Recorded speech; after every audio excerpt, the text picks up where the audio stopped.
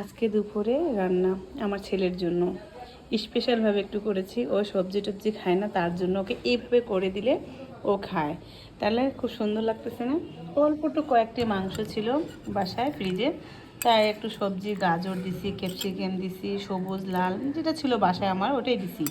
আর এর মধ্যে দিয়েছি কয়েকটি পেঁয়াজ দিলাম, তারপরে আপনার সস টস দিয়ে রান্না করে দিই। আসলে এই রান্নাটি এত মজা হয়েছে, এটা দিয়ে ভাত দিয়ে বা পোলাও দিয়ে খেলে অনেক মজা লাগবে।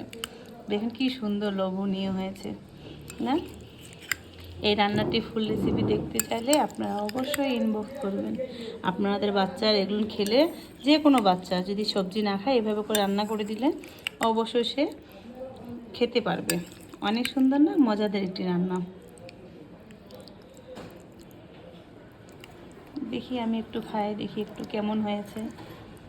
এত বড় তো খাবো না, অল্পটুকু একটু নিব। এই দেখুন, অল্পটুকু নিলাম, একটু গাজর নিব।